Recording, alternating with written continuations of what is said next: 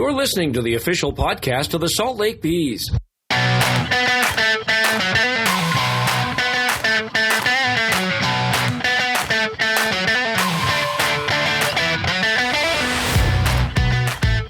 Welcome back to the On Deck Circle. Our guest is Bees outfielder Brett Phillips. And Brett, earlier this year when you came to Salt Lake, it was a little bit of a struggle as far as the plate is concerned. And I passed by you and I said something about, don't worry, hang in there. And you told me that I've been doing this too long to worry about it. Things will eventually come around. And you are a man of your word. That's baseball. And you and I both, you obviously been around longer than I have. But as a player, these stretches happen, right? And luckily, we play 150 of these things. If we were playing once a week, I think my response to you might have been a little different. But that's baseball, and when you've played this game long enough, you know that you got to ride the wave. You're going to be up, you're going to be down. And for me, mentally, it's keeping a priority is just staying the same guy each and every day, and having that unrelenting belief that things are going to work out. Obviously, with only 12 at-bats in the big leagues, I felt like, this past month, I was treating it more so like spring training. So, each and every day, show up, take care of my business, and, luckily starting to find some grass out there, which is always good. Hopefully continue to build on that each and every day. But, here we are. When I look at it, I guess sometimes it gets magnified when it's the start of a stretch. Yeah. Honestly, I would have, if I could have chosen, that's how I would have wanted to start. Because you know what they say, it's not how you start, it's how you finish. As cliche as that is, there's still an opportunity in my mind for me to go up and help a big league team win a World Series. So if we can get to a point where I'm hitting the ball well, I'm playing good defense, everything's starting to put together at the right time. You never know what happens in the big leagues. That's when you want to be at your best. So we got it out of the way early on, hopefully, and we just continue to get better each day. Speaking of World Series and winning, take me back to that Game 4 in 2020 against the Dodgers. You guys were down 2-1 in the series, 2 outs, bottom of the ninth. You're facing Kenley Jansen with a tying run at second and the winning run at first base. Take me back to your mindset leading into that at bat that eventually you delivered the 2-run hit that won the ball game. Yeah, what's crazy is when I went out to pinch run for G-Man Choi and then ultimately went out to play right field, I had no thought in my mind that I would be coming up to bat. Just because, when you go into pinch run, usually it's the order is just turned over. So when I came back down into the dugout, Paul Hoover, one of the coaches, came up to me and says, "Hey, you're up 5th this inning. You're going to win this game for us." And in my mind, I was like, is this man crazy? I haven't had an at-bat in over 2 weeks. I haven't had a hit in a month, I'm on the roster right now to play defense and pinch run, but obviously I'm still a baseball player. Still confident on the outside. I was like, heck yeah, let's go do this. So for me, walking up to the plate, I felt confident. I felt this sense of calmness, this sense of peace, like I was locked in. And, it's crazy. Every other pinch hit at-bat before in my career, I've had multiple. I felt like kind of some performance anxiety, but this felt different. And, like they say, a blind squirrel finds a nut every once in a while, and I was that lucky blind squirrel that night. And it's such a blessing. It's obviously it's a point in my career that I'll never forget. An opportunity to be a World Series winner is some kind of special, and I don't take it for granted. You got to give credit where credit is due. The Dodgers played a heck of a series. They ended up winning, but to be down in Major League Baseball history is it's very special. Before I let you go, I have to let you know that I was impressed by not so much the hit, but your Barry Sanders-esque move to avoid getting mobbed by your teammates. Yeah, everyone's asking me, like, what was that? Like, was that planned? And it wasn't. That was just the inner child in me coming out. A kid in the candy store. Every kid growing up who has held a baseball bat, I think, has practiced in the backyard. Bases loaded, 2 outs in the World Series. That same, situation, and to actually live out your childhood dreams, that's what came out. The inner child in me, and I think anyone in that situation would have shown their inner child, and that's what this game is all about. not forgetting why you play this game in the first place, because it's fun.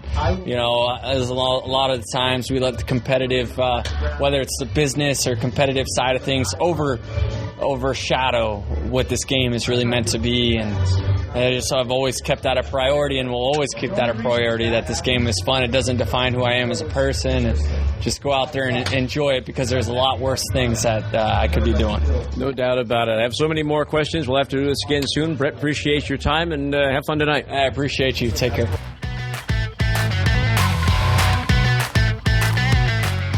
Welcome back to the On Deck Circle. I guess as Beast catcher Zack Humphreys. And Zack, after some struggles of late at the plate, came through big last night, 3 for 5. That had to really feel good at this point. Definitely felt really good. I was on a tough 2-week stretch. I think I was 0 for 17 or 0 for 18, something like that. So it felt really good to kind of get some hits back under the belt. And it all started with a little dribbler up the third baseline, and sometimes that's all you need to break through. You take them when you can get them. When I hit it, I thought it was going to be a foul ball at first, because he threw me a good changeup, and I just didn't stay on it very well. But so I was going to stay fair, ran, got lucky, could have gone as an error, could have gone as a hit, but I'll take the hits when I can get them. Of course, we've seen it a couple of times in this series. Balls along that third baseline tend to stay fair here. Tells you it's a good field. They got a good grounds crew here. Tell me about the 3-run homer to the opposite field, your first in a Salt Lake uniform. It looked like just a ball away that you went with and got all of it. Yep. Throwing a soft throw on lefty, and he's staying away, and he's throwing me some off-speed stuff, so the last thing I want to do is try and pull his changeup, be out front of it. And so my whole approach was just to stay to right field, stay on it. Threw me a first pitch breaking ball that I saw pretty well, was able to spit on it, and he just threw me an elevated fastball up in the zone down the middle, and just kind of stayed on it, stay with my approach. All the hits aside, I still have to talk to you, too, about the other part of your game that I didn't realize. I went back and looked, though. 8 out of 11 last year. You're 5 for 5 this year, the third stolen base at the AAA level. I pick my times when I can. I'd say I can move a little bit. I wouldn't say I'm fast. I would say more quick. I get that from my dad. My dad could run pretty well when he played. But, yeah, just picking my times. People don't really expect a catcher to steal that many bases, so kind of catch them off guard sometimes. Had to be difficult early in the year, not getting consistent playing times, tough to stay sharp. You can do all that you can in BP and in the cage and all that, but it's not the same as getting actual playing time. For sure, but that's the challenge that comes with baseball, is when things aren't going your way, being able to stay on top of your game and be ready whenever your name's called, and that's all I could do, is just be ready for whenever my name was called. And it is tough moving up and down and not getting everyday playing time, but you got to take advantages of the moments when they come. Since you did play in the big leagues for the Yankees primarily, what's the best advice your dad gave you as far as your professional career is concerned? Just to enjoy it, enjoy the experiences, enjoy all the guys that you're going to be around with, because he tells me stories all the time from when he plays, and it's never about baseball. It's always about in the apartments or in the locker room with his teammates and with the families. Him and my mom are together traveling with other players and their wives. So it's just the experiences that come along with the professional baseball lifestyle. Because the lifestyle that we have, it is like a second family for you. For sure. It's a different lifestyle, that's for sure. And I'm glad I have my wife, that she gets to come around sometimes and experience that, so we kind of make the same memories that my parents made as well. A great way to follow what your parents did. As far as that whole lifestyle is concerned, what do you like best about it? What do you wish you didn't have to do? The best part is getting to play baseball for a living, obviously, but it feels like I'm still in college, living in apartments with the guys and stuff. It's almost like you're back in the dorm your freshman year, just with no school, no class to worry about. But it's great to be around these guys, see them outside of baseball, see what they're really like as guys, and just develop a friendship with them on that level. If you guys have enough meetings, it's almost like going to class. Yeah, you're not wrong about that one. But the meetings are good. We can take care of little things whenever we need them. But, yeah, the meetings do feel like class sometimes. Let's talk about your college career. 5 years at TCU, played over 200 games. And this will be a good something for our friends that happen to be BYU baseball fans. As of today, they are now members of the Big 12. What should they expect out of the Big 12 as far as baseball is concerned? I think it's one of the best baseball conferences in the country. I agree. I think baseball is one of the best baseball conferences in the country as well. You always hear about the SEC and their slogan, it just means more, which the SEC plays great baseball, but I think the Big 12 gets overlooked a lot when it comes to baseball and athletics in general. We're really good all around athletic-wise.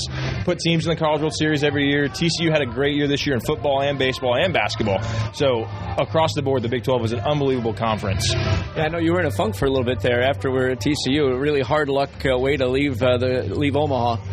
Yeah, that was a tough tough way to see that one in with Braden Taylor crushing that ball. Braden Taylor's a South Jordan boy, so or West Jordan. So he's from the area. He had a great career. The team had an unbelievable year. A lot of ups and downs, but it was really cool to see them kind of fight through the adversity that they went through and put together, get hot at the right time, and go to the World Series. Get TCU back there since the last time was 2017, so it's been a drought for them. But it was fun to watch.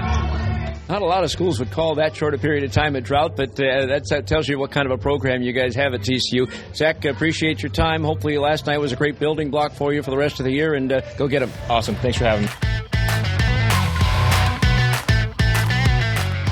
Welcome back to the On Deck Circle. Our guest is Bees manager Keith Johnson. And Keith, not too long ago, recorded win number 500 as the Salt Lake manager. First of all, congratulations. What's different about Keith Johnson now than when you first took over many years ago? Ooh, patience.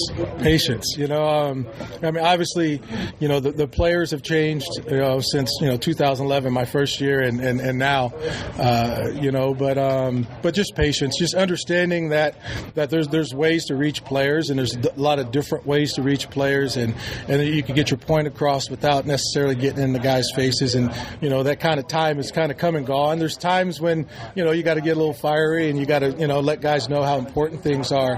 But at the same time, it's like, you know, explaining to them what the end goal is just as important. You know, it's one of the things, too, nowadays, I would think that there's not one rule for all. It's you have to approach each player differently instead of one method for everybody. Agreed. You know, and that's kind of, you know, one of those things where it's like you got to kind of meet guys where they are. You know what I mean? It's like, you know, one guy might be just as talented as another, but one guy can you know, digest a whole bunch of information, and the other guy, you need to keep it as simple as possible, you know, and then, you know, but it's still in depth, but it's simple, you know. So just understanding players and trying to meet them where they are now, and trying to do everything that you can. First of all, get to know the person and create that relationship, and then the player will be easy.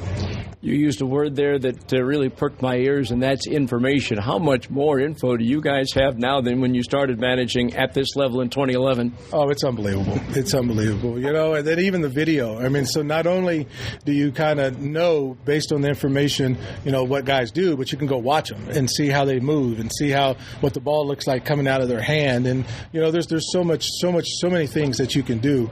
You know, but still, at the end of the day, watching the game and seeing it live and in person and paying attention to all those details is still, for me, the number one way to get the most powerful information. Speaking of live and in person, you had a pretty good view on that 514-foot monster that Joe Adell hit last night. What was your reaction out there when he hit it? I don't know. You said it could have babies. I don't know. I don't know if I could have a reaction any better than that. No, but it was just, you know, it's one of those ones where it was hit so solid you kind of felt it. You know what I mean? And it was a big moment for us as a club. I mean, obviously we weren't able to finish it out, but for us to lose the lead the way we lost it, and then to get it, and then to tie the game there in that fashion and from him was huge. But you know, we got to go out there again today, and 635 is coming whether we like it or not. I was told when I first started this in '94, listen, you'll hear who the big league hitters are, and the sound. I mean, we had 8,000 people here last night, and that sound of the crack of the ball on the bat stood out amongst everything else that was going on. Absolutely. I mean, you know it, you know, and you know, I had the good fortune of being in the big leagues for a couple years, and you know, Kyle Schwarber and you know, guys like that you hear those kind of sounds. So it was that's a pretty good guy to be compared to.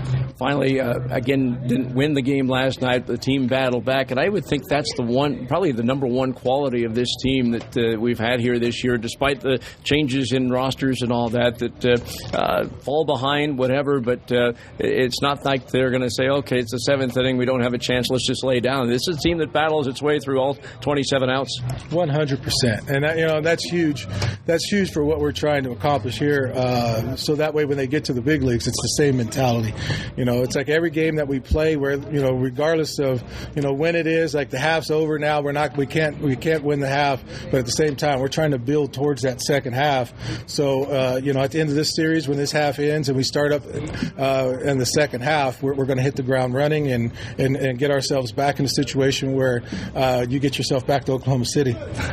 500 wins as Salt Lake Bees manager, and by the way, you're just 8 away from 800 overall. Appreciate your time as always, and it should be a lot of fun in the second half. Absolutely. Thanks for having me, Klauke.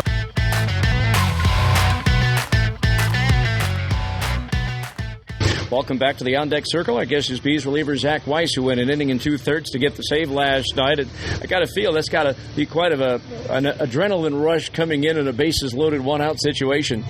Yeah, that's always fun to get it up for a tight game and a bases-loaded situation. Those are the fun moments of the game, and you really enjoy competing in them.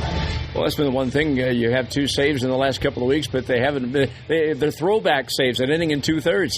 We run a lot of throwback saves here. We're not exactly running it 1-1-1-1-1, so guys are getting their work, and kind of however it shakes out is kind of who's in the game at that time. So, it's a little different vibe than a normal major league run bullpen, but there's a reason for it, and it allows guys to get some good work. Speaking of getting your work in, obviously everybody works hard, but you seem to have taken it up an extra notch as far as your in-between outing workouts. I see you running all over the place. So what is your routine in between outings?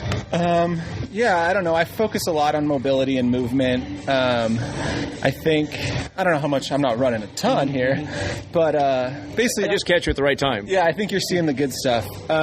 Basically just I focus a lot on mobility and movement, making sure everything wants to rotate how I want it to rotate. As you get older, you got to avoid tissue injuries is really the big culprit here. So I think as long as I can keep everything feeling good, it gives me my best chance to compete. So that's really what I focus on. I mean, it seems like every year we have, and you probably have with different ball clubs as you've been with, strength and conditioning coaches. So you probably, I would think, have your own kind of routine and work with those guys each year as to what you want to do. Yeah, 100%. I think that's what makes a great strength and conditioning coach, which Henry is here, is their adaptability, working with so many different guys, especially guys who kind of know what they need a little bit. And then strength coach typically he's had some great ideas as far as, that's a movement pattern you want to incorporate. Here's how I think we should go about it. So the give and take with him has been great, and knock on wood, we've stayed on the field. So. Fun thing about Henry is you won't miss anything he has to say. He may be the loudest strength and conditioning coach in the league. Yeah, I think it should be a requirement for strength and conditioning coaches, but no, he exceeds the rest. Last couple of years, you have had some chances in the big leagues with the Angels, and how can you build on that experience and hopefully get back and stay? Yeah, I've kind of stopped looking at it as this is what I need to do to get there, sort of. I think I try to be really process-oriented with everything. When you start kind of goal-chasing, dream-chasing, I think it's easy for things to get away from you. So I've tried to kind of remove myself from that, handle my business, and then hopefully I'll look up and be there kind of thing. I think when it doesn't work well for me when I'm like, I'm going to get there by this date, and I want to do that well, and it just doesn't really work, I don't think. So I try to be as process-oriented, committed to what I'm doing, and just try to get better at that. And I think the results should take care of themselves if I go about it the right way. And speaking of the results, I know we talked about it a little bit last year, but how was it to get that INF off your name statistically in the big leagues? Yeah, no, it's made going to sleep each night a little bit easier. But yeah, it was it's something that I'm very proud of. I had to work hard to get back there. And to have some success up there was really cool. So now, it was a big relief. It was something that definitely weighed on me. So I was very glad to shake that, and something that was really awesome to get to do in Anaheim, where I grew up.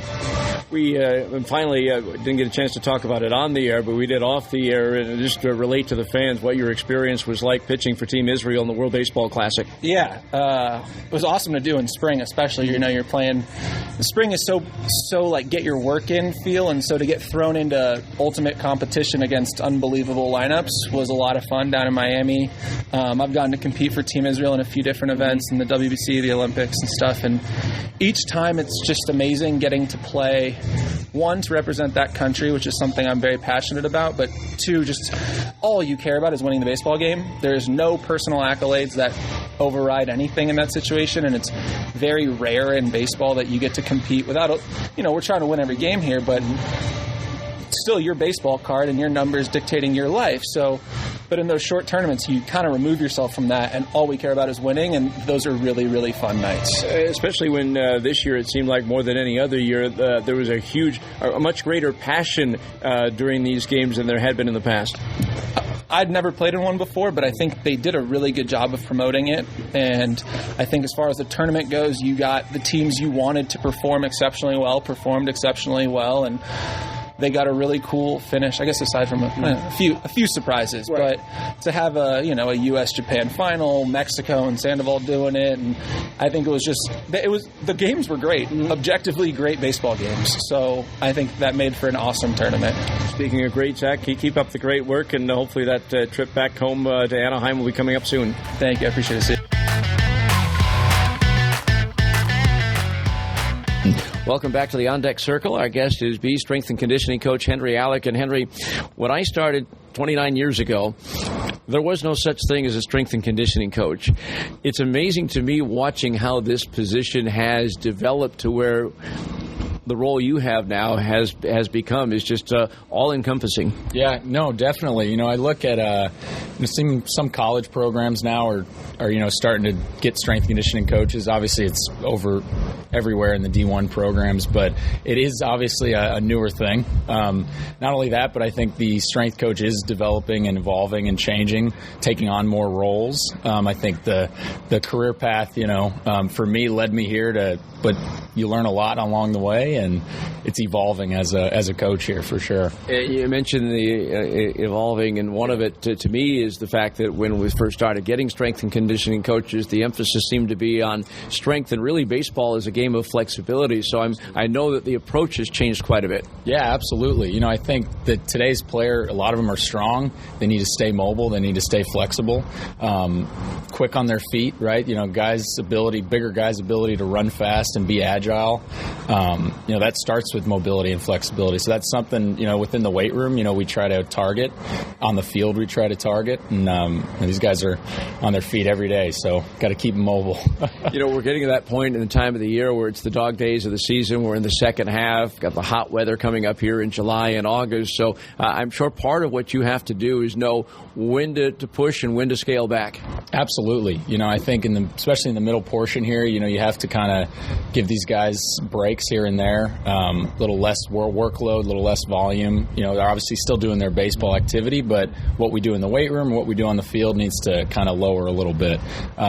Biggest right now really being hydration, making sure guys are staying hydrated and throughout the whole day, because it's a long work day for them. And for you have to kind of divvy things up a little bit as well, because obviously your approach to pitchers have to be different than position players. Correct. Yeah. So, especially if you look at position players, they're everyday players. Guys are on the field on their feet constantly. Defensive work early, batting practice, kind of needing their programs to be a little bit different, right? A little less volume here and there, compared to pitchers who have a little more time between their starts and their outings, and we can take advantage of that time and work with them a little bit in more detail. One of the other things that's very, very different from when I started is every major league club has assigned nutritionists to teams, and you have meals that are prepared not by the clubbies anymore, and so that's always an interesting facet, because sometimes it's good, sometimes it's not. Some guys will go ahead and eat some, and then they'll go out for fast food, and when they get back to their apartments and all that. So what's the strategy as far as trying to maintain and get them to follow along the dietary plans? Absolutely. It's just reiterating points our nutritionists, dietitians make. Obviously these guys need to know how to take care of their body, and fueling it is unbelievably important. So, we can't stop them from going and getting the late night meals, but which sometimes guys need fuel, right? And I think the more they eat, these guys eat a lot, and some of the meals, are great and they like it, and sometimes they just decide to get something else. So it's not a huge ordeal, but they try to, I like to see them constantly fueling and taking care of their body and hydrating. So that's good. What got you interested in this line of work? I was kind of fell in love with it, just being in the weight room a lot. Didn't want to leave that sporting atmosphere either. I think we're all a little bit addicted to it. And so, jumped in with baseball, and I've just been in love ever since. So, well, it's you do a great job, and certainly I know when you're working out there, you've got the strongest voice in the entire Pacific Coast League, broadcaster or strength and conditioning coach. But appreciate the work that you do with the ball club, and it should be a fun second half. And appreciate your time. Definitely, thank you.